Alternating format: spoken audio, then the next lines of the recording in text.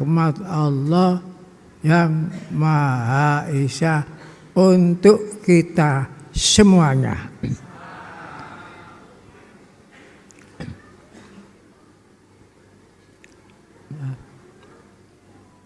Hadirin wal hadirat, hamba-hamba Allah yang dimuliakan oleh Allah semuanya.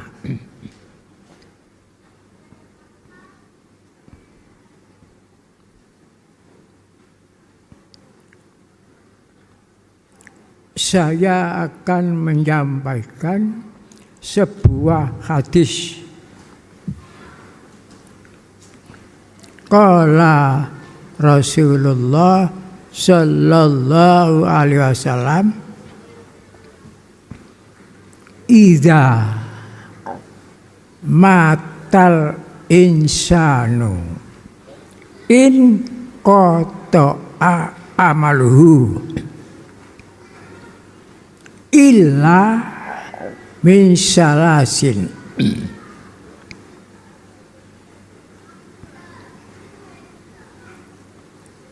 sadaqatin jariyatin au ilmun yuntafa'u bihi au waladun yad'ulah. Al-hadis riwayat Abi Hurairah.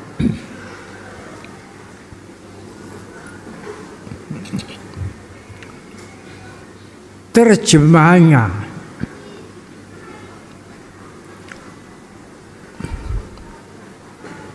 ketika telah mati manusia, putus semua amalnya,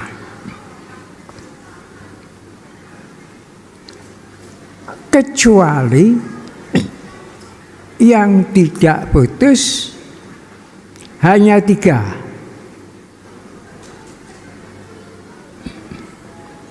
Satu, sedaqatin jariyatin, sedekah yang mengalir manfaatnya. 2, ilmun yuntafa'u bihi, ilmu yang diambil manfaatnya. Nomor 3, waladin sholihin yad'ulah,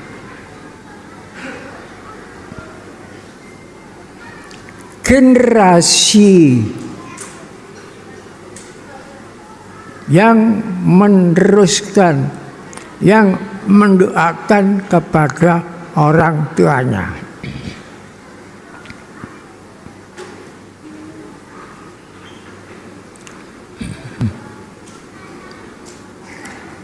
Tiga tersebut, sedekah jariyah, ilmu yang bermanfaat, putra-putri yang mau mendoakan orang tuanya.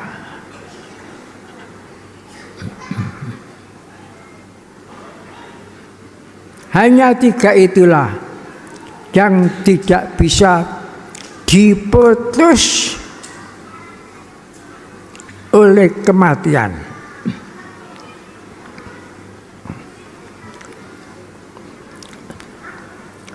Saya akan menerangkan hadis ini, tetapi versi tasawuf. pandangan dari segi ilmu tasawuf, bukan lainnya. Pertama, idza mata, tatkala mati insan ini. Menurut ilmu tasawuf, pandangan orang-orang tasawuf, alam dunia ini alam kematian.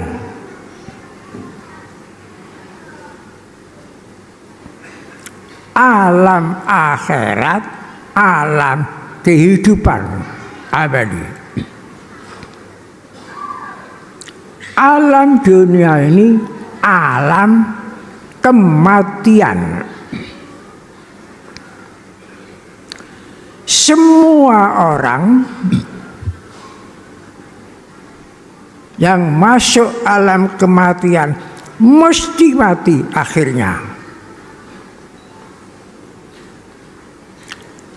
Usia 1000 tahun akhirnya mati. Usia 700 tahun akhirnya juga mati. Tidak ada yang tidak mati karena ini alam kematian. Semua yang masuk alam kematian mesti mati.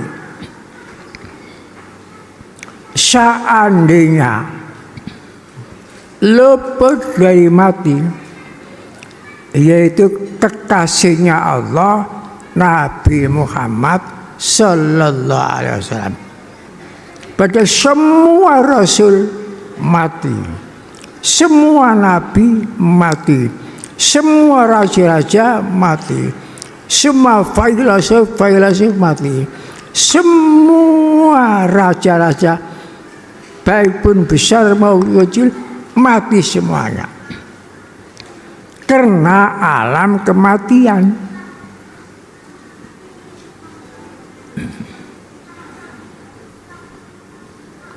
Setelah melewati alam kematian, barulah alam kehidupan abadi.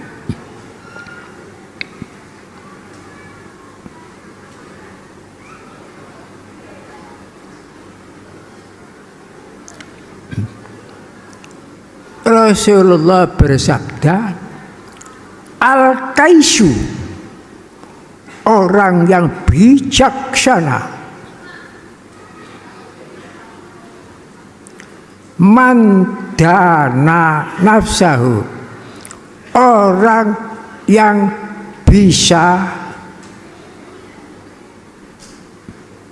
mengendalikan nafsunya,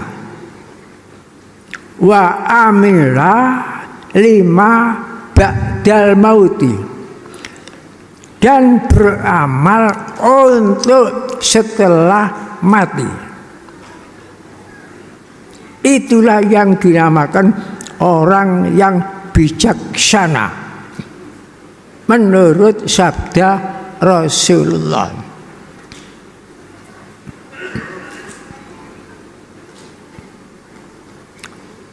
Malaikat Jibril sallallahu alaihi wasallam diperintah oleh Allah Ta'ala sampaikan 3 hal kepada Nabi Muhammad. Sampaikan Jibril 3 hal kepada Nabi Muhammad. Apa yang disampaikan oleh Jibril? 1, ahbib ma syi'ta, ahbib ma syi'ta. Kamu boleh Muhammad mencintai segala sesuatu yang ada di dunia. fa innaka mufarriqun bi, tetapi kamu akan dipisahkan dengan apa yang kamu cintai. Boleh hidup 1.000.000 tahun, 1.000 tahun, akan tapi apa yang kamu cintai pasti kamu akan dipisahkan.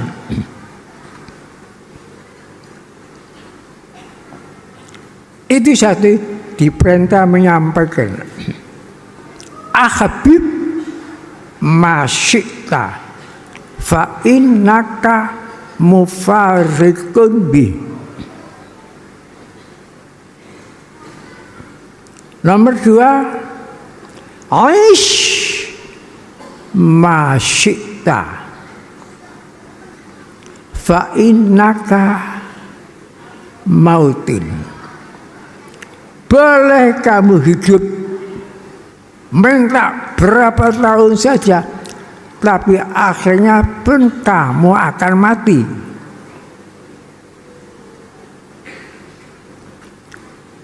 Nomor 3, i'mal masyikta fa innaka majyiyun bihi. Beramallah kamu menurut kehendakmu, tapi kamu amalmu akan diberi pahala, akan diberi balasan. Kalau beramal baik akan diberi balasan baik, kalau amal jelek akan diberi balasan amal jelek. Itulah yang disampaikan malaikat Jibril, perintah dari Allah Ta'ala.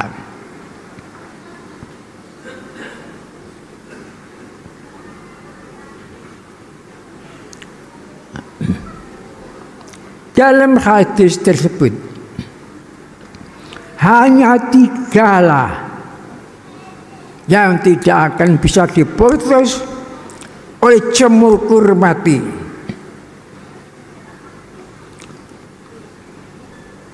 Lainnya putus. Sebab cemurkur itu, mati itu ibarat cemurkur yang sangat tajam. 1 kali berantas pedot, 1 kali mati pedot semuanya. Jasmani dipisahkan dengan rohani, jantung dipisahkan dengan perasaannya, otak dipisahkan dengan pikirannya, mata pisah dengan penglihatannya, telinga pisah dengan pendengarannya, pisah. Kemudian diikuti mufarriqun bi, pisah dengan istrinya yang dicintai, pisah dengan anaknya, pisah dengan jabatannya, dan pisah tuh. Pisah dengan harta bendanya. Hanya 1 kali sabetan cukup pisah. Dalam syair tasawuf disebutkan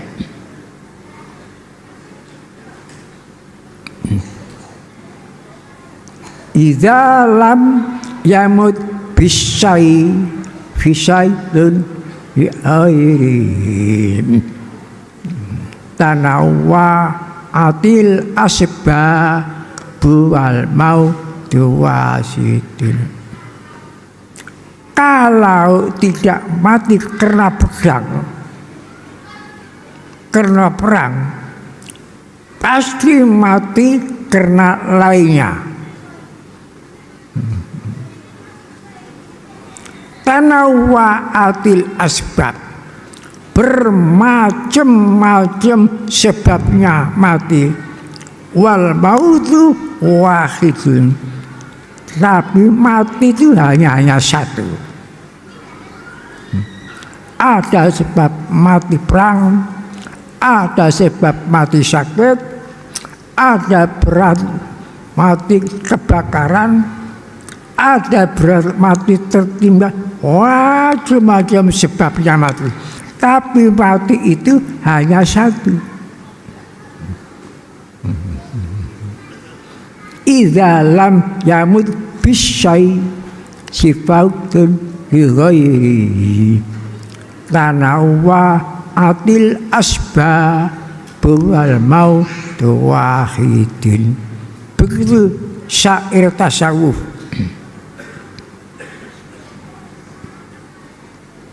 Dan yang tidak bisa putus hanya 3 tersebut. Nomor 1, shadaqatun jariyatun, sedekah yang manfaatnya mengalir, jauh alirannya, mengalir dari dunia lewat alam kubur.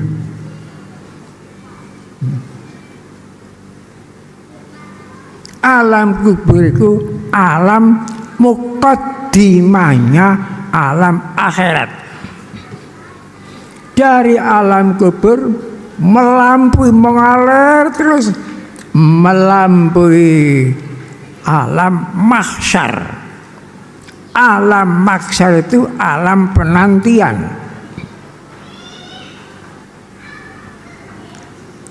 Setelah melalui melimpati batas alam mahsyar, masuk alam akhirat. Jadi berapa alam yang dilampaui mengalir? Tajri maknanya mengalir. Shadaqatun tajri, sedekah mengalir. Alirannya melintasi alam kubur, melintasi alam mahsyar sampai masuk alam akhirat. Dan di alam akhirat ada 2 jalan.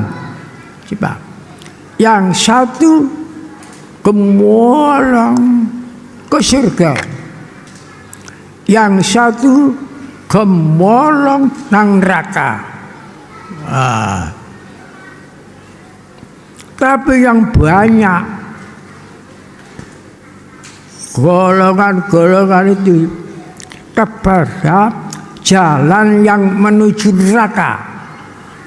Tapi jalan yang menuju surga tidak banyak golongannya. Ini di dalam Al-Quran diterangkan. Jadi alirannya ya, shadaqatun sedekah tajri, milik. Aliran miliknya itu jauh sampai ketemu kepada yang kerja nalika di dunia. Nah ini namanya sama dengan mati, namanya dengan hidup langgeng. Hari hidupnya melampaui. Kalau baik, in khairan fa khairan, kalau baik dibalesi ke surga kekal. Tapi kalau amal jelek terus nyimpang ke alam neraka. Nah, di neraka lama atau tidak terserah, tebal atau tidaknya dosa. Ada yang 1 juta tahun, ada yang 30 juta, ada yang setahun, sampai ada yang hari masuk neraka dientas.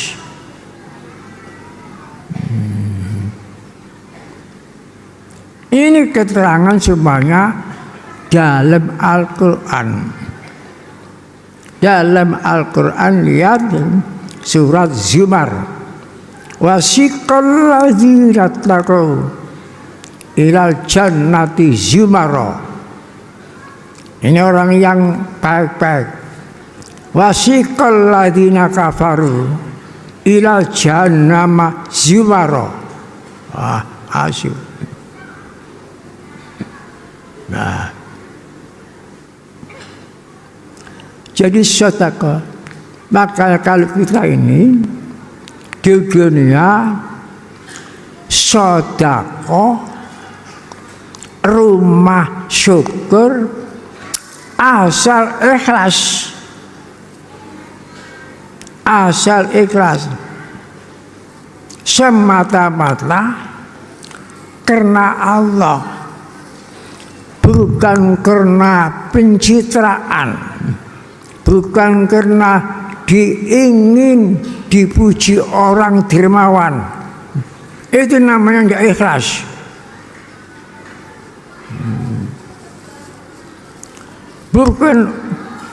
Bukan ingin masuk surga, itu pun enggak ikhlas. Bagaimana kalau Allah Ta'ala tidak membuat surga? Kan tidak ibadah, karena yang diingini tidak ada. Tidak takut masuk neraka. Kalau ibadah karena takut masuk neraka, bagaimana kalau Allah tidak buat neraka? Ya tidak ibadah, karena tidak ada yang ditakuti. Nah, jadi ibadah itu ikhlas karena Allah semata-mata. Kita sebagai hamba, Allah sebagai Gusti, kita sebagai makhluk, Allah sebagai Khalik, sudah haknya sebagai makhluk harus beribadah, nyembah kepada Allah. Dan sudah haknya Allah itu wajib disembah, wajib diibadahi. Ini sudah, hanya itu saja. Ikhlas.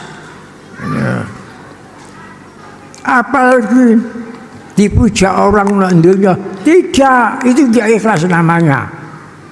Makanya sedekah, rumah syukur harus ikhlas. Karena menurut ajaran Islam, ikhlas itu rohnya amal. Kalau kita tidak ikhlas, tidak akan diterima oleh Allah Ta'ala. Sedekahun jariyah, mengalirnya tidak sampai kepada yang berhak menerima. Itu sedekahun jariyah. Makanya tidak bisa diputus. Nomor 3, nomor 2, ilmun yuntafa'u bihi. Ilmu yang bermanfaat, diambil manfaatnya untuk masyarakat. Apa ilmu kesehatan, apa ilmu agama, apa ilmu macam-macam, ya, apa ilmu pembangunan, apa ilmu keternakan, pokoknya manfaatnya ini terus diambil. Nah, ini terus manfaatnya, tidak putus.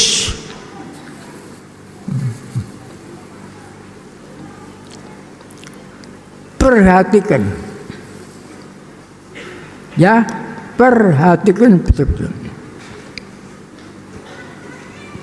Siang malam mengalir terus, tidak pernah berhenti ziarah ke makamnya Wali Songo. Siang malam.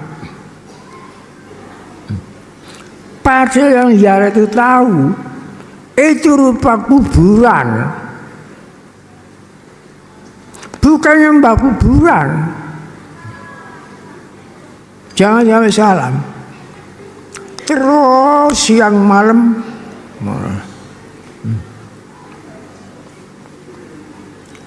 walaupun dikritik, dikecam oleh orang-orang yang tidak senang, wong ziarah kubur, bid'ah, dalalah, sesat, ya, sudah merupakan bangkai, kok disembah-sembah. Itu bukan nyembah. Yang ziarah itu tidak semuanya bodoh. Siapa yang perintah ziarah mengalir siang malam? Tidak berlaku. Walaupun sudah jasadnya Wali Songo mungkin sudah lebur menjadi satu dengan bumi, tapi mengapa kok mengalir terus? Angan-angan. Itu karena daya, ya. Kan kalau kita semua belajar kekalan infus, ya, tahu itu daya takwa, dayanya takwa, dayanya baca subhanallah, dayanya baca alhamdulillah, dayanya kebaikan. Jadi semua itu ada dayanya, dan daya itu masih melingkar, tidak hilang, melingkar di sekitar makomnya. Nah, kalau orang yang ziarah datang ke situ, misalnya membaca subhanallah, subhanallah, alhamdulillah, alhamdulillah, itu yang diamalkan Wali Songo. Baca la ilaha illallah, itu yang diamalkan. Kalau tahu bisa ketemu apa yang diamalkan Wali Songo itu, ketemu dengan apa yang diamalkan ziarah, ini bisa resonansi, getar menggetar. Nah, itu namanya barokah. Barokah.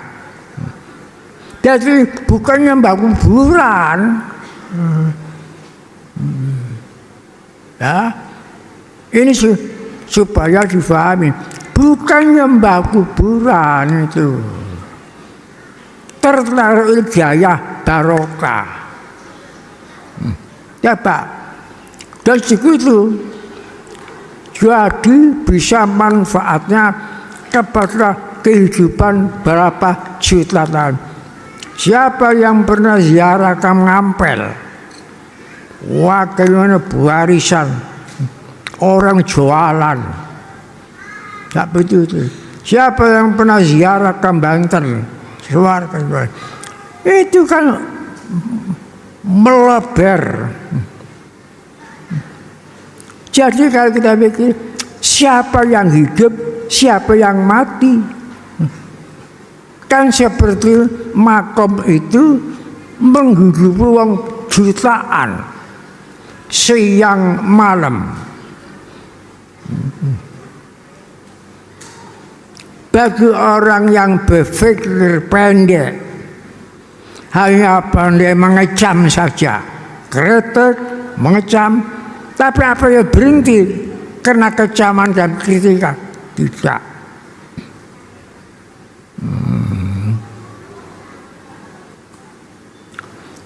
Padahal dari jauh, misalnya dari sampai ke luar negeri,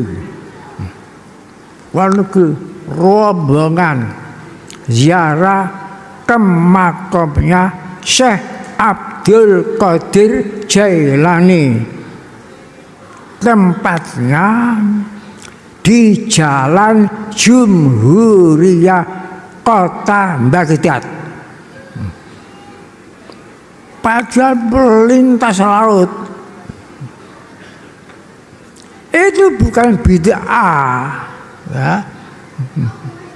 Karena daya amalannya Syekh Abdul Qadir Jailani.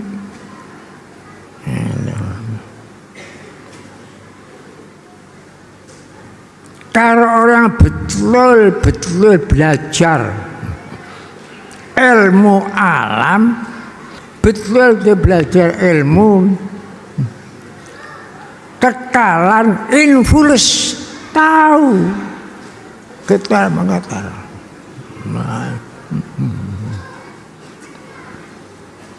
jangan seperti faham, ya memang ada faham jadi bid'ah, dalalah, menyesatkan dan sebagainya, ya. Sehingga dibongkar, mau dibongkar. Ini sih marahi syirik.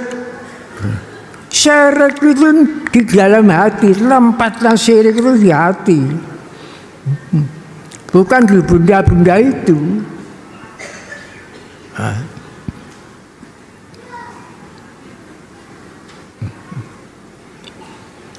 Coba, jangan sudah 1000 tahun lebih makamnya Sayyidina Husain dan sekeluarganya dibantai oleh daulat Umayyah di Karbala. Kemudian pada daulat Abbasiyah makam itu dibongkar. Jadi yang bunuh daulat Umayyah, yang membongkar dilarang ikut bela sungkawa. Tapi apa sama sekali kan? Apa sampai abad ini prai tidak meluas seluruh dunia. Wah, ya karena itu dari cucunya Rasulullah dibantai.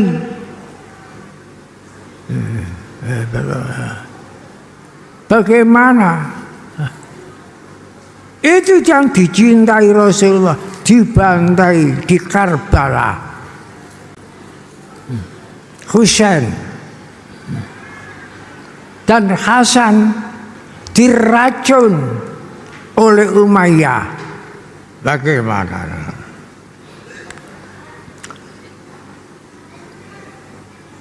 Di dalam sejarah Islam, bahasa Arab tebalnya itu 20 jilid, jelas itu.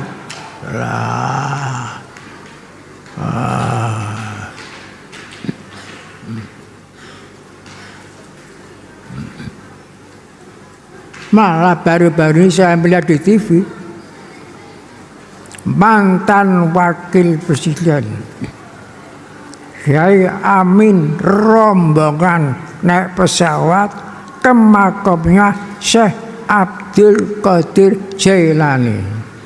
Kan makamnya Ibnu Athaillah di Kairo.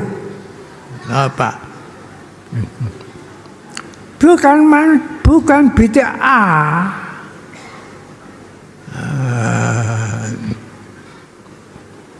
Lain di Saudi lain, ya di Saudi itu cari makamnya sekapa besar tidak ada. Makamnya putri-putrinya tidak ada, dikumpul semua. Makamnya Siti Aisyah dan makamnya Salam hanya ditenggiri waktu-waktu batu-batu kecil.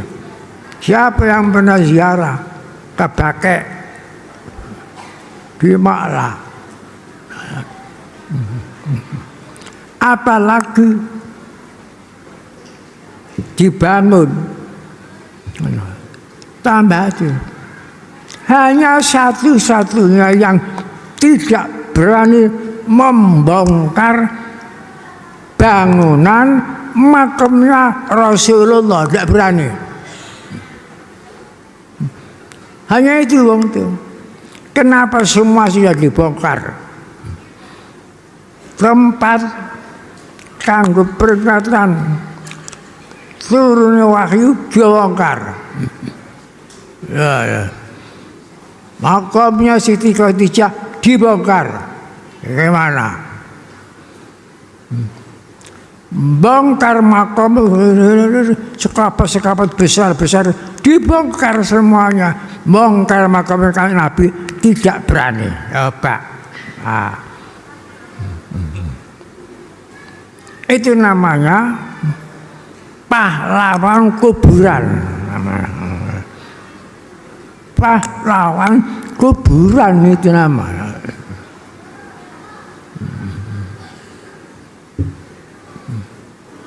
Begitulah. Begitu pula pentingnya ilmu. Sampai Rasulullah Dawud dan hadisnya, utlubul ilma walau bisin. Carilah ilmu itu walaupun di negeri Tiongkok. Zaman Rasulullah menamakan negeri Tiongkok negeri Asin. Tulisannya Sod, ya Nun Asin.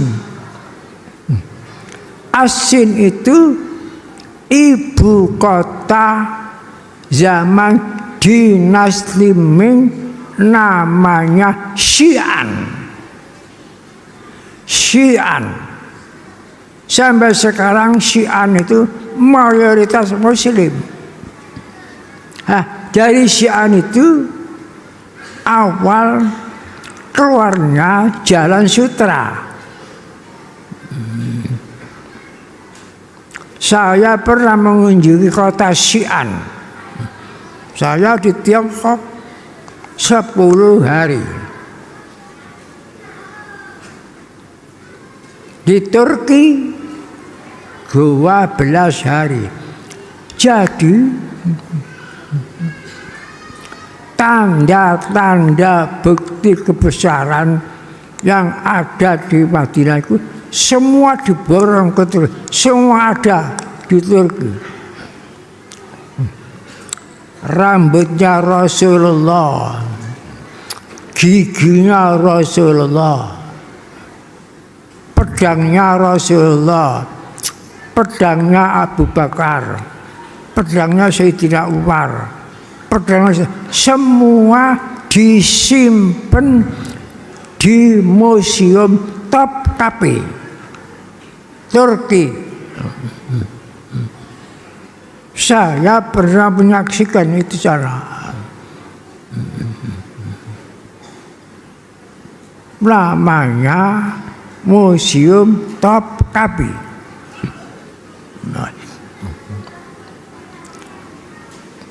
Waktu Mekah Madinah dikuasai Turki, lah itu diselamatkan ke Turki itu.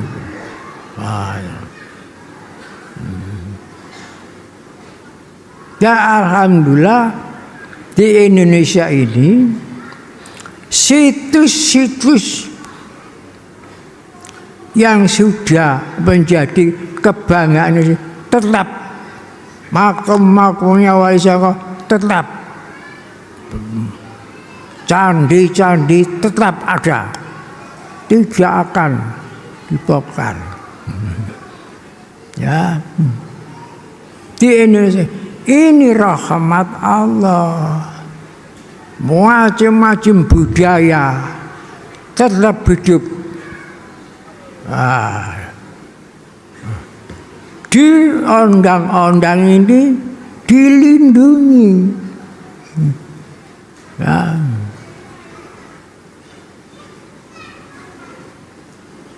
Di undang-undang dasar malah disebut bab 11 pasal 29 ayat nomor 1 bunyinya, negara berdasar atas ketuhanan yang Maha Esa. Ayat nomor 2, negara menjamin tiap-tiap penduduk untuk memeluk agamanya masing-masing dan beribadah menurut kepercayaannya masing-masing. Itu dijamin oleh pemerintah dalam undang-undang. Baca sendiri bab 11 pasal 25, judulnya agama. Nah, baca itu.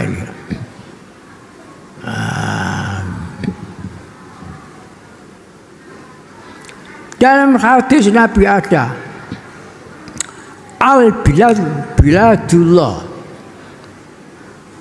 al-ibad ibadullah. Semua negara ini milik Allah. Semua manusia ini hamba Allah. Ini dalam hadis. Jadi kalau negara-negara Allah, semua manusia ini hamba Allah, maka negara kita itu negara yang mengabdi kepada Allah. Negara kita ini, maka dasarnya lihat ini, negara yang mengabdi kepada Allah. Dan orang-orang yang menjadi pegawai negeri kalau betul-betul itu hamba negara, negaranya hamba Allah. Jadi termasuk itu kepanjangan dari hamba Allah, ibadullah, al-bilad biladullah, al-ibad ibadullah. Jadi kalau menginsafi ya, semua institusi negara ini itu termasuk hamba Allah melalui negara kita itu negara yang mengabdi kepada Allah.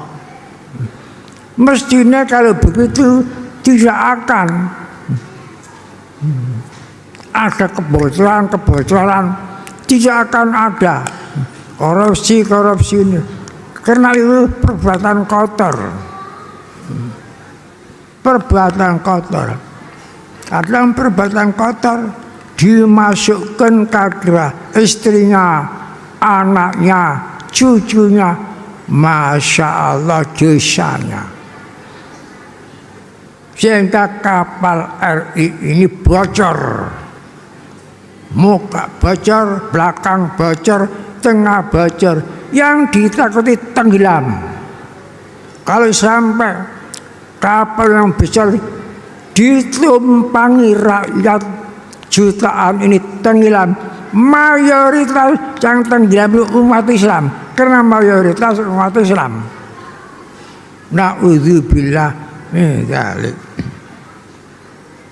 Mestinya harus kita syukur, mensyukuri kemerdekaan, mensyukuri negara kesatuan Republik Indonesia.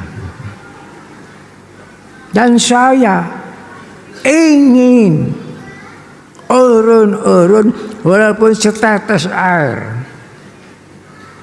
Warga Sidika semua saya gugah keinsafannya.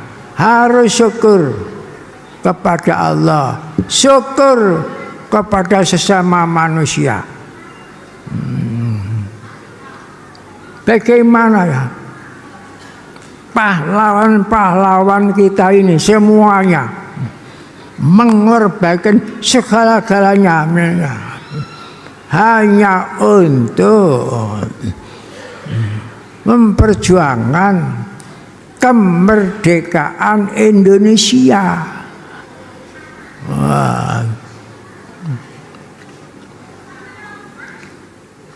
Semuanya lihat, mantan-mantan pejuang, para veteran-veteran ini, semuanya itu susah payah. Nah ini harus disyukuri. Makanya dalam hadis Nabi, malam yaskurin nasa lam yaskillah. Syukurmu kepada Allah tidak akan diterima kalau kamu tidak syukur kepada sesama manusia. Tiap-tiap kali masuk kota, mesti tanya, ini jalan apa? Yang dinamakan itu yang jadi jalan itu jalan pahlawan. Ini jalan Songkono, jalan pahlawan ini, jalan pahlawan ini. Dilewati setiap hari. Mantap. Itulah perintis kemerdekaan kita. Susah payahnya dilindasi. Dan sekarang ini generasi muda, generasi penikmat, yang kita nikmati ini tinggalan perjuangan dahulu-dahulu kita. Jangan lupa harus kita mensyukuri. Cuma hanya peringatan itu maknanya itu memperbarui ingatan supaya tidak lupa. Nah kalau itu lanjutannya mensyukuri. Kadang perjuangan sudah selesai, belum menikmati hasilnya berjuang. Pada usianya sudah ada 70 tahun dan sebagainya. Kadang masih menempati rumah yang tidak layak dihuni. Ya Pak. Makanya saya tidak sampai hati. Bangun rumah syukur ini ya, persembahkan kepada bangsa Indonesia. Jangan memandang berlainan agama. Makanya agama Hindu, agama Buddha, agama Kristen, mana yang paling layak dan mau dibangunkan, kita bangunkan. Itu. Jadi kita itu gerakan syukur kepada Allah, syukur kepada sesama manusia, syukur kepada tanah air kita yang Allah jinawi, subur makmur Allah jinawi. Luar negeri melihat tanah air itu ngiler. Bayangkan perkara rempah-rempah kok nih lho, sampai ngewarik bangsa-bangsa lain. Saya kira negara ya, bangsa-bangsa lain itu tidak mau puas menikmati hasil rempah-rempah, tidak puas. Akhirnya kepilih bisa malah monopoli, monopoli, akhirnya negara kita ini dijajah. Nah ini hanya karena rempah-rempah. Dan saya pun ikut merasakan zaman penjajahan, zaman Belanda, zaman Jepang, zaman Republik Indonesia ini. Jadi saya itu sampai 3 zaman. Dan yang ikut gerilya. Zaman waktu saya ikut gerilya dengan kampung-kampung, ya, dan atasnya itu saya masuk pimpinan pusat itu Maijen Sukono. Ada siaran dari pesawat, siaran dari Belanda. Apa isinya siaran itu? Ikut Asu Soekarno, Asu Hatta, apa kalau ingin anak ikut Nederland. Begitu. Jadi menyebut namanya Soekarno Asu, menyebut namanya Pak Asu. Siapa gak negara kita itu? Bangsa kita ini dihina-hina. Berapa tahun dijajah Belanda, kehormatan Ibu Pertiwi diinjak-injak, pahlawan-pahlawan kita dipenjara, dibuang dan sebagainya, tenaga diperes dan sebagainya. Kesatuan dipecah belah seperti pecah belah bambu. Politik pecah belah. Yang satu wong pecah bambu, yang satu diangkat gini. Jadi ningrat. Tapi yang di bawah diinjak-injak. Apa? Ini berapa ratus tahun nih ngalami. Jadi saya sendiri itu ngalami. Saya ikut gerilya. Yang ngalami. Susah pagar. Kalau saya itu tidak bersyukur kepada sesama manusia, bangun rumah syukur menurut kemampuan masing-masing. Saya ajak urunan untuk Indonesia Raya ini. Ya, kewajiban kita ini meningkatkan dari Taman Mini Indonesia. Kewajiban kita meningkatkan dari Taman Mini jadi Taman Raya. Indonesia ditingkatkan jadi Indonesia Jaya. Jadi Taman Raya Indonesia Jaya. Biar tidak terus mini, tidak terus kuntet, tidak terus kerdil, harus raya. Bangunlah jiwanya, bangunlah badannya. Untuk apa? Untuk Indonesia Raya. Baca sendiri dalam lagu wajib itu. Sebelum